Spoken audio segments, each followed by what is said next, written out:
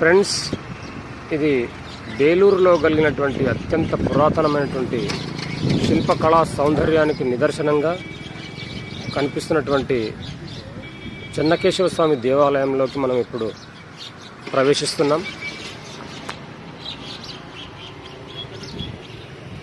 అమరశిల్పి జక్కన చేత 108 సంవత్సరాలు చెక్కబడినట్లుగా చెప్తున్నటువంటి ఈ దేవాలయాన్ని మనం తనివి తీరా చూడవచ్చు. అత్యంత సుందరం, రమణీయం, కనులారా కాంచి తరించేటటువంటి సందర్భం, మనసారా ఆస్వాదించేటటువంటి సమయం.